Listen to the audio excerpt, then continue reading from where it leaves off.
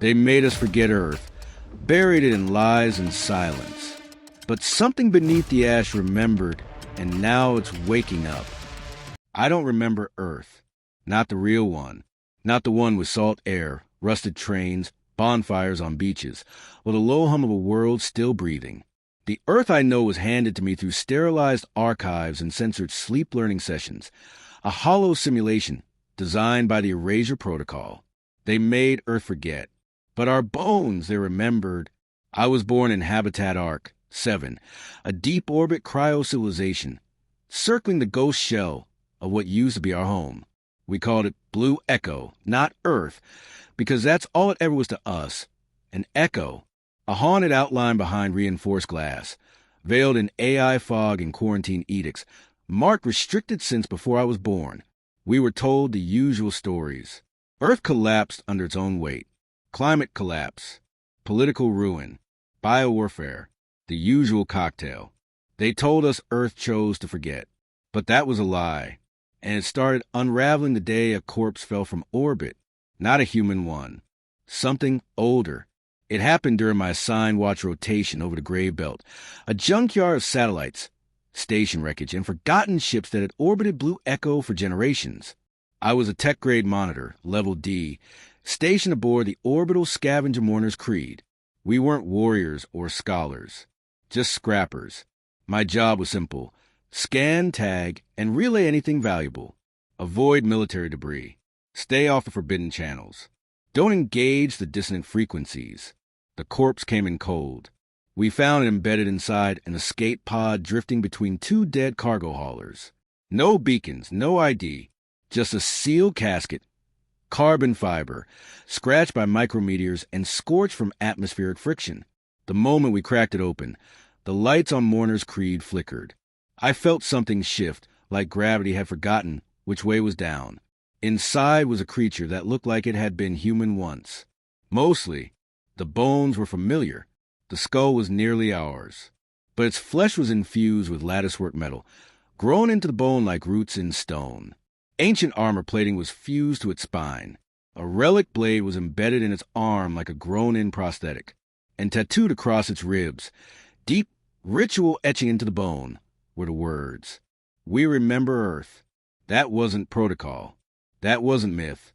That was rebellion. The others wanted to dump the corpse back into the drift. No records, no consequences.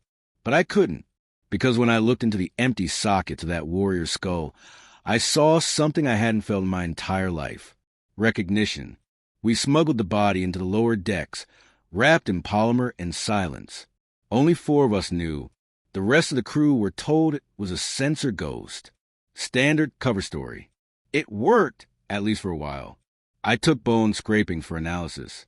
Against orders, I uploaded the samples to a Black Channel Quantum archive known as the Arcfall Network, one of the outlaw groups rumored to still believe in pre-erasure truth.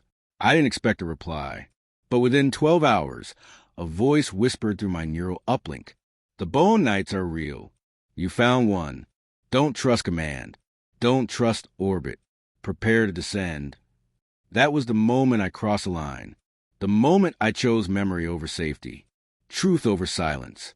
What I didn't know then was that I just painted a target on my crew, on my ship, on myself. Within 24 hours, command ordered our mission scrubbed. Mourner's Creed was recalled under biohazard protocols. They launched a solar flare detonation into our sector, a rare accidental coronal ejection that just happened to wipe out our comms array. They were coming to clean house. So we ran. I triggered an illegal drop burn toward Blue Echo's upper mesosphere, something no orbit-borne was supposed to attempt. Even as our hull screamed and split, I held the warrior's remains in my arms like a relic priest cradling a broken god. We weren't just running. We were going back. And as Earth's poison cloud swallowed us, I whispered what I wasn't supposed to know. You can make us forget. You can burn the books, silence the songs, erase the names. But our bones remember. And now, so do I. They told us Earth was dead, but they never said it would scream. We breached atmosphere at terminal descent, falling through flame, debris, and artificial static like a steel coffin tumbling through judgment. The Mourner's Creed, was never built for re-entry. Our hull boiled. Stabilizers tore free. The ship howled as though it remembered, too. I remember the heat, the smell of burning plastic and ionized metal. I remember the silence between screams, the crew too stunned or scared to speak as the sky burned around us. And then we hit the ash. That's the part that haunts me. Earth's upper cloud layer isn't sky anymore. It's soot. Carbon storms swirl across the exosphere like a second skin, thick enough to block satellite imaging, thick enough to bury the past in every direction. We plunge into it like a blade into mud. Lightning cracked in violet arcs across our fractured hull. Internal pressure alarms shrieked. A bulkhead burst behind me and sucked two crewmates into the dark. I didn't even see their faces as they vanished into the screaming wind, but I held the bone warrior's remains tight against my chest. I don't know why. Logic didn't matter anymore. I'd seen something in that corpse. Something human.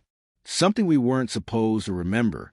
By the time we hit ground, if you could call it that, what remained of the creed was barely a hulk. We skidded across a blackened desert, shattered what was left of our keel, and came to rest in a basin surrounded by towering skeletal trees, petrified and scorched. The dust never settled. It crawled, not like wind, not like weather. It moved with purpose. One of the survivors, Lieutenant Sterile, whispered through cracked lips, "It's not ash, it's memory." We found shelter in what used to be a subway tunnel, part of a long-dead city we couldn't identify. No maps, no beacons, just twisted rebar, rusted signage, and broken glass like jagged teeth lining the Earth's jaw. That night, the whispers began. First, in our neural links, static pulses mimicking old Earth emergency broadcasts. Then in our dreams, I saw ruins burning in slow reverse. I saw cities rebuilding themselves backward, glass unshattering, people reassembling from smoke and screams. I saw soldiers with bone-etched armor, just like the corpse we carried, fighting under banners made of starlight and blood. And I saw my own face among them. Sarai was the first to say it out loud. We were made to forget, not because Earth was lost, but because we won something we weren't supposed to. She wasn't wrong. We weren't the first to come back. We were just the first dumb enough to do it openly. We discovered the remnants of an old Earth comms array, buried deep beneath the surface, its power source long dead, but something in it was still alive. Organic circuits fused with bone matter, a mesh of old-world tech and impossible biology. It was transmitting something, a loop, not words, not signals, a heartbeat. That's when they found us. They came from the east, out of the dust, on bone-plated walkers and beasts that looked like extinct bioforms pulled straight from a forgotten epoch. Not alien, not exactly human. Descendants. They wore armor made from the skeletons of orbital dropships and plasma cannon shells. Their eyes glowed from behind soot masks. Their voices were modulated with a war-tone frequency we couldn't trace. But when they saw the warriors' remains we carried, everything changed. They stopped. They knelt. The tallest among them, 7 feet of armored, soot-streaked wrath, stepped forward and spoke in English twisted by centuries. You carry the bones of a night fallen. You remember. Then Earth remembers you. And just like that, we weren't invaders. We were heirs. They called themselves the Ashborn, the last keepers of what Earth used to be before the erasure. They told us the truth, or at least enough to tear us apart inside. Earth wasn't destroyed by collapse. It was purged systematically by orbital factions terrified of what we become during the final wars. Not because we lost, but because we adapted too far. We fused memory into matter, carved language into bone, breathed command codes into air and blood. We evolved faster than control systems could track. We stopped needing them. So they quarantined the planet and rewrote the history. They made the rest of humanity forget. But the Ashborn remembered, and now they looked at me not as an outsider, but a bridge, a link between forgotten Earth and the sterile world above. They asked me a question I wasn't ready for. Will you carry memory into the stars again? Will you awaken the orbit born? Will you bring the war back? I didn't answer right away, because even through the dust and decay, Earth was beginning to whisper again, and I was starting to hear it. It began with fire, not from the sky, not from orbital weapons, from beneath. The Ashborn didn't live on Earth.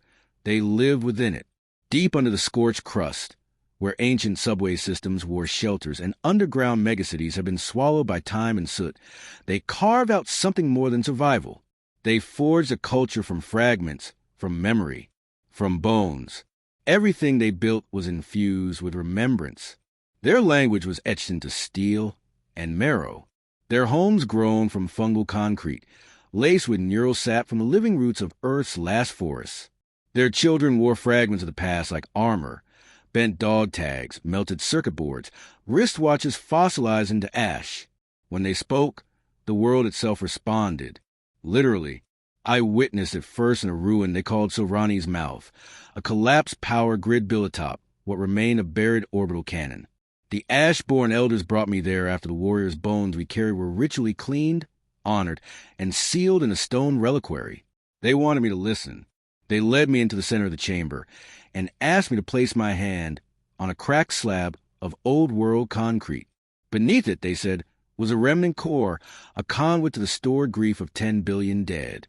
I didn't know what that meant until the slab warmed under my palm, until I felt words, not in my ears, but in my teeth, my bones, my blood, a humming vibration that bypassed language and struck directly at memory, at emotion. Visions burned through my skull. Cities turned to glass. Mothers clutching children as orbital fire rained down. Soldiers laughing as they carved their names into their own ribs before battle. A final transmission. Let them erase the mind. The body will remember. The bones will carry us forward. Then silence. Then fire. I staggered back, gasping. You felt it, one of the elders said. She wore a mantle of woven bone wire, and her voice sounded like a storm held in a jar. You are of us. No ceremony. No test.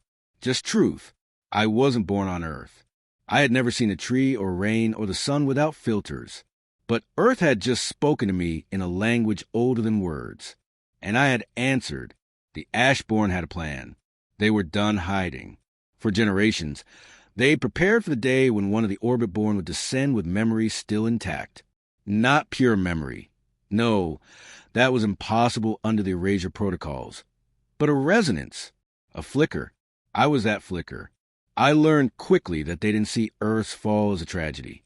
They saw it as seeding. A global, brutal pruning meant to force evolution. Not just physical, but mnemonic, psychological, cultural, biological.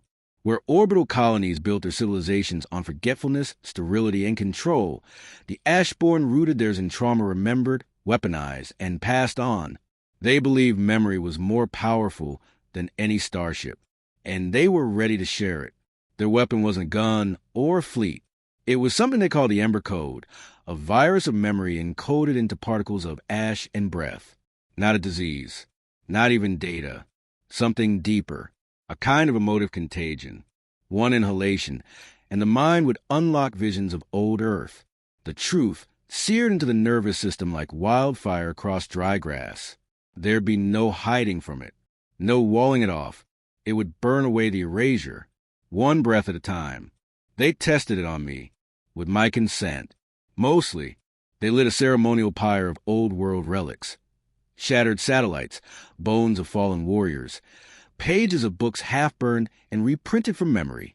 The smoke spiraled into my lungs like fingers. And then the fire began inside me, not literal flames, but remembrance. So intense I collapsed.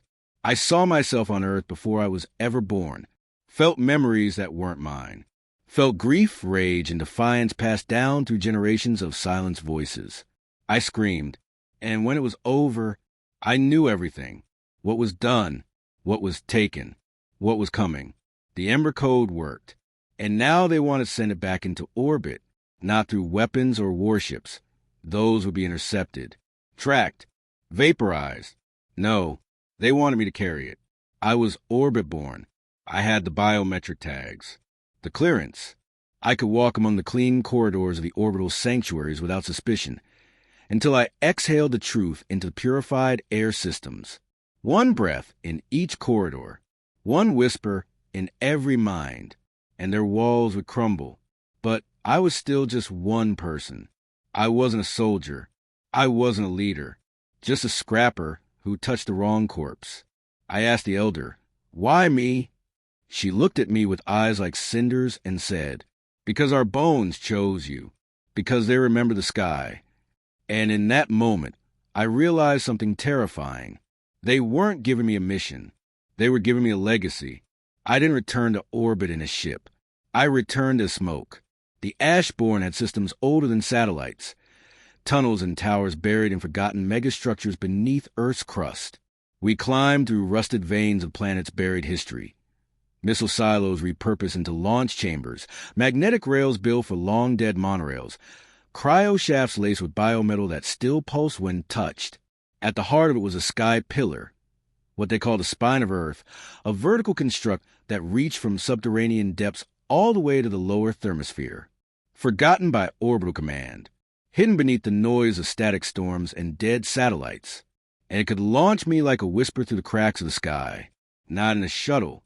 In a biofusion suit, a second skin made of memory mesh, ash-bonded alloy, and spinal nerve silk. Living armor. It wrapped around my body and breathed with me, synced with every neural pulse. Inside, the Ember Code stirred.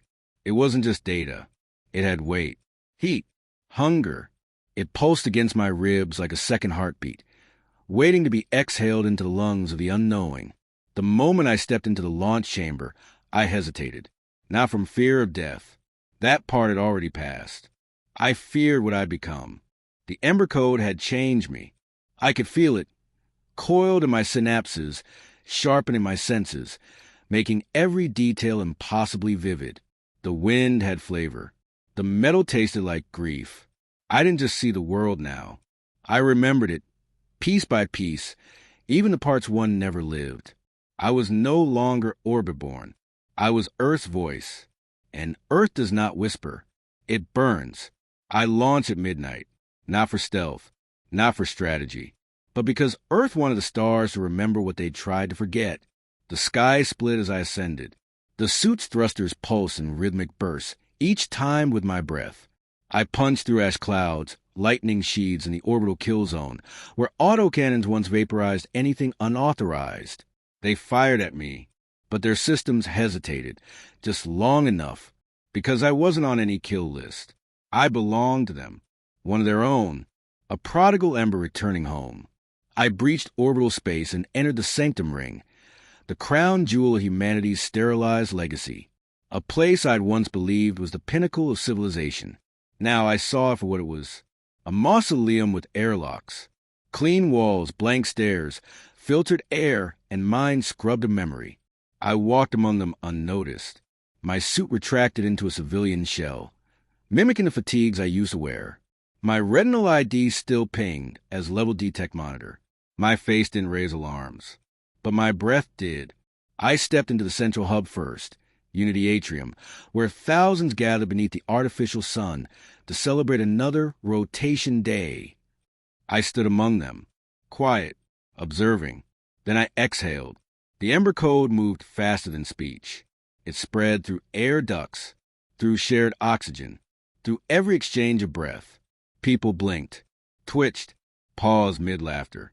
Then the tremors began. Not seizures, not fear, memory. They saw flames. Cities. The truth. Some screamed. Some wept. Some fell to their knees. A child pointed at me and said, "Mom, I see Earth." Security didn't understand what was happening. They thought it was a chemical leak, biocontamination. They triggered emergency lockdown, but it was already too late. The air remembered. I moved through the corridors like a spark through dry timber, exhaling truth in medbays, dormitories, control rooms. I touched nothing, spoke to no one, just walked and breathed. Everywhere I went, Earth followed. Some fought it, injected suppressants, activated neural firewalls. But the Ember Code wasn't a virus you could purge. It was ancestral. It awakened the soul. By the time I reached the command deck, the fleet was in chaos. Stations across the ring were reporting psychological breaks, mass hallucinations, memory floods. They called it cognitive anomaly. I called it justice. The high command confronted me in the atrium. They wore the same sterile uniforms I once admired. Their eyes were dead, even before they pointed weapons at me. "You brought contamination into the ring," one said. I nodded. "No, I brought Earth. Earth is dead." I stepped forward.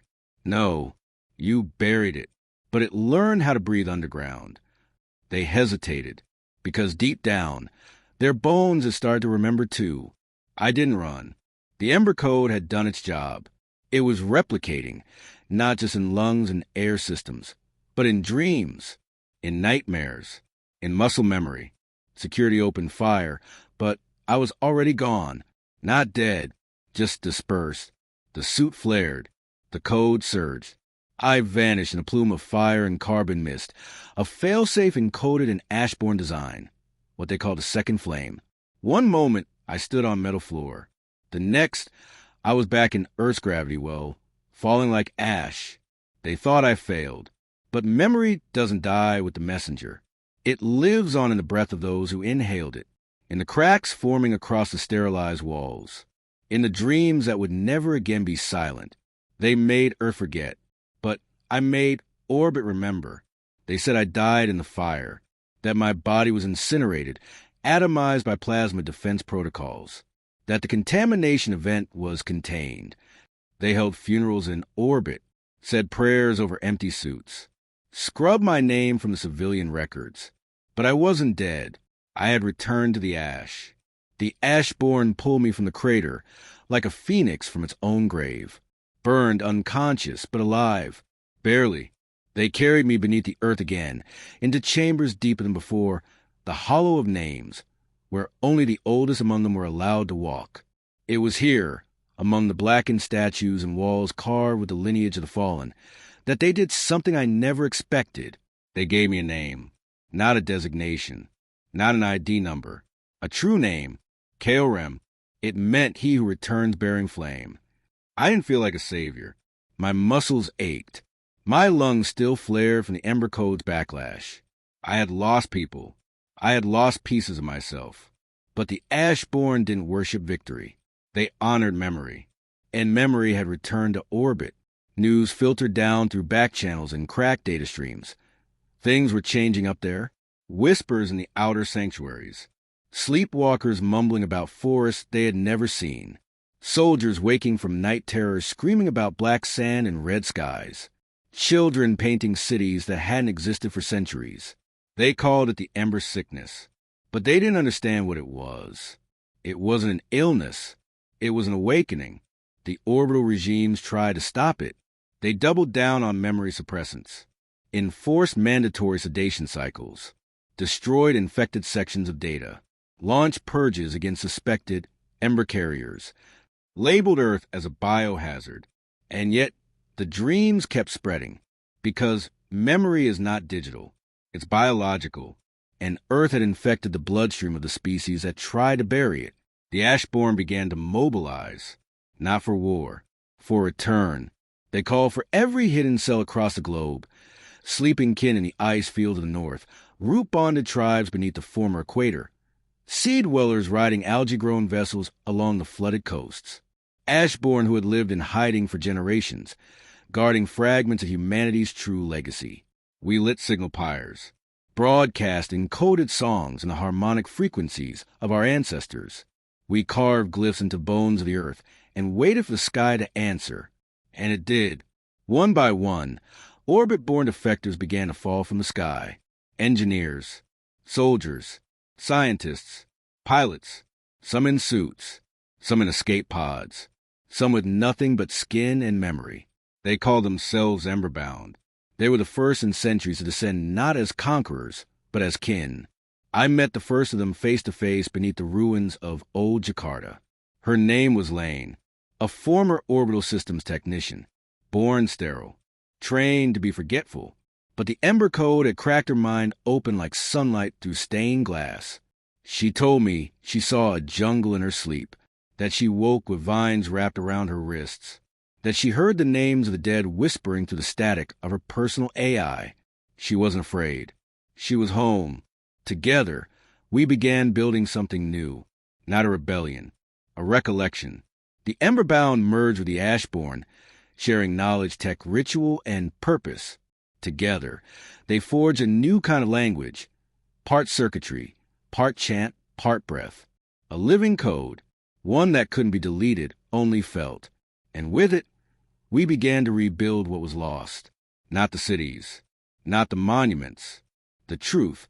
But not everyone welcomed the flame. High Command, now fractured and paranoid, declared Earth an existential threat. They deployed Black Ops teams to infiltrate the surface and extinguish the Ashborn completely. They called it Operation Clean Slate. But Earth is not slate. It is fire. The first strike came during a sunrise. Orbital drop pods fell like nails from heaven, black, sleek, silent. 50 of them, each carrying engineered soldiers designed to operate in post-Earth atmospheres. They expected decay, chaos, primitive resistance. Instead, they were met by warriors who bled memory and burned with inherited wrath. I fought beside Lane that day. The field lit up in crimson and gold. Soot and flame danced like wind-born ancestors.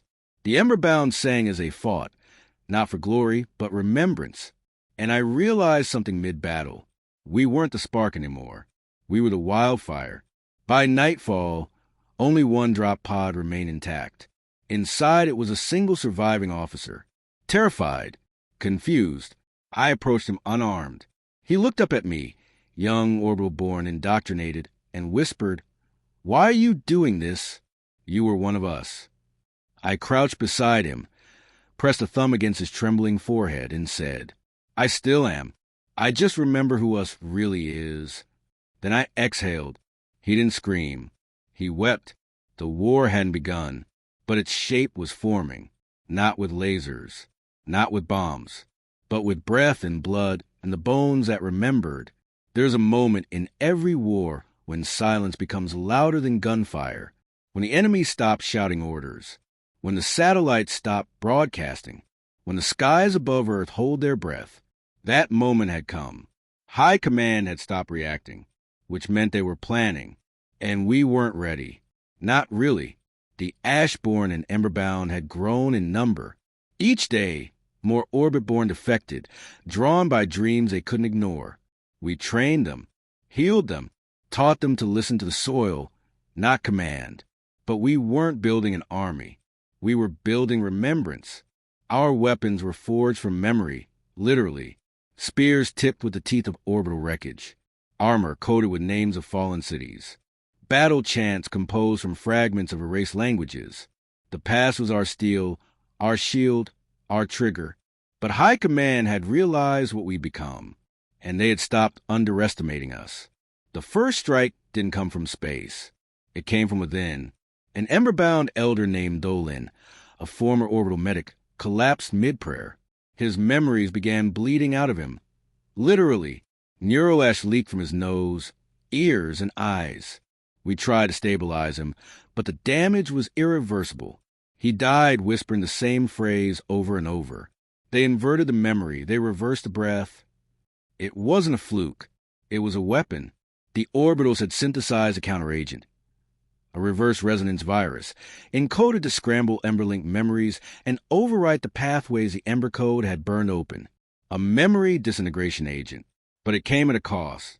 The ones who inhaled it didn't return to orbit normal. They became empty. No memory, no loyalty, no fear, just obedience. We called them the Hollow, and they were coming. The Hollow dropped from low orbit like bone-white specters in mirrored armor. No insignias, no names, no voices, just silence and slaughter. They didn't kill like soldiers. They killed like erasers, cutting memory from flesh as if it were cancer. Entire Ashborn villages vanished overnight.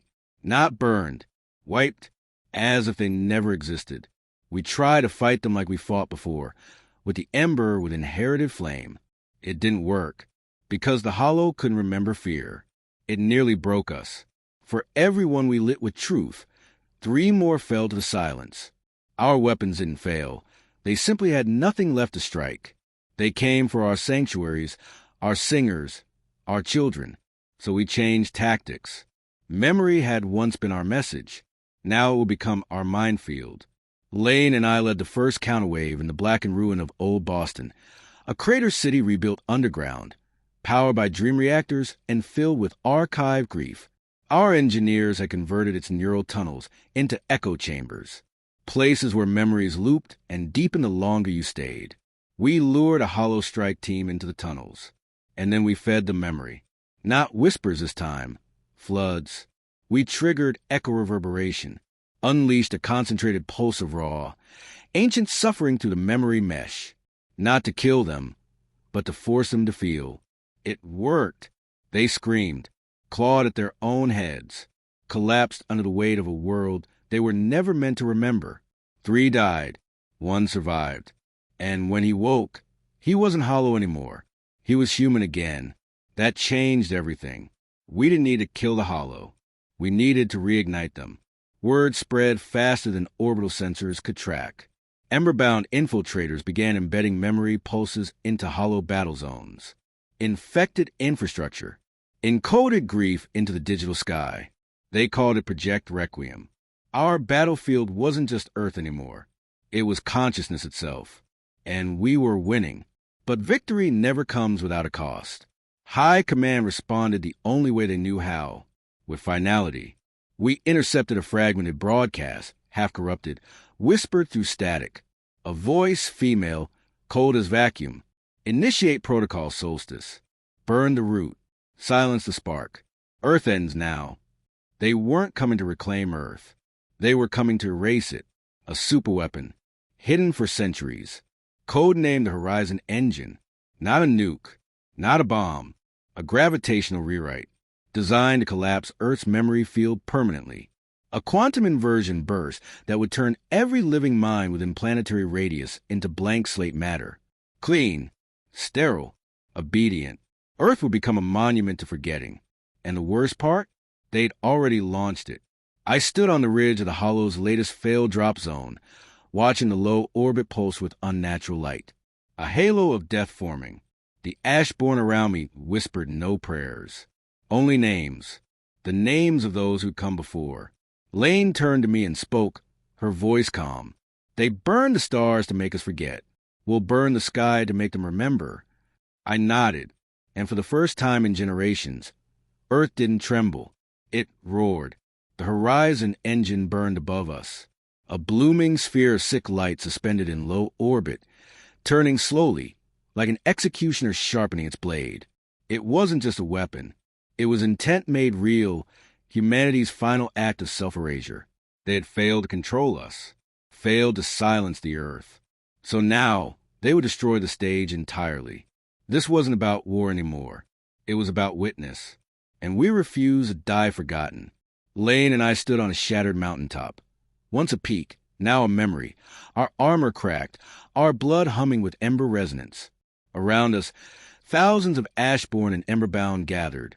Warriors, singers, survivors, the Hollow who had remembered, and Orbitborn who had finally descended. They stood not in lines, but in circles. Because the Ashborn do not form armies. They form rituals. The Ashborn elders stepped forward, cloaked in bone wire and ashcloth, carrying the last of the original ember, the first flame, a small ember, barely glowing, kept alight since the first orbital purge, passed through generations, fueled by memory, fed by grief, guarded like sacred fire from a dying god. They handed it to me. I felt it breathe in my palm. Not heat, not light, remembrance. We couldn't destroy the Horizon Engine with force. Its shielding, they said, was absolute. It would erase us before we ever got close. But it wasn't built to withstand truth, not raw memory, compressed and unleashed in its purest form, not a collective psychic strike, amplified by every survivor Earth had left. Our minds were the payload. Our pain was a fuse. We called it the Sky Burial, a final ritual, not of death, but of resurrection. Atop the broken mountain, we formed a circle. Every Ashborn, every Emberbound, even the Hollow who had remembered, Each carried fragments, songs, names, artifacts, pieces of cities, all woven into a lattice of shared grief. And I stood at its center, holding the first flame. I did not shout a war cry. I simply whispered, "Remember," and we lit the sky. The ritual ignited in silence, but the horizon engine heard it, not through sensors, through bones. A tidal wave of encoded memory, raw, ancestral, unfiltered, burst upward like a sun reversing into itself. It pierced the clouds, shattered the atmospheric buffer, wrapped the horizon engine in a noose of psychic resonance, and it began to crack, not physically, conceptually, a superweapon built to erase memory, now overwhelmed by memory itself. A perfect irony, a cosmic reversal. The weapon convulsed. Its glow turned to strobe, its field inverted, and then it remembered. I saw flashes, rapid, chaotic, and terrifying. A boy on Earth watching a sunset before the orbital strikes. A girl scraping her mother's name into the wall of the bunker. Soldiers lighting their bones with ash before charging into the flames. My own face, wide-eyed, staring up from the mud, whispering, "This isn't the end." The horizon engine screamed, and then it imploded. No explosion, no shockwave, just absence, like the vacuum left when a song ends too soon. Where the engine had hovered was now only drifting ash. And Earth stood whole. Silence followed, but not the cold kind, not the silence of death. This was a silence after the last note of an ancient song, a held breath, and then, across the old world sky, for the first time in centuries, stars returned. We didn't cheer. We didn't claim victory. Because this was never about winning. It was about being remembered. In the years that followed, the orbitals fractured. Their systems collapsed under the weight of awakening minds. Their governors fled. Their AI caretakers began shutting down one by one, not out of rebellion, but because their purpose had expired.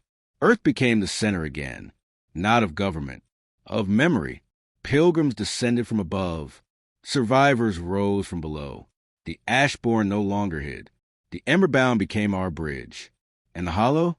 They became our choirs. Their voices, once emptied by erasure, now carried the songs of 10 billion lost names. As for me, I never returned to orbit.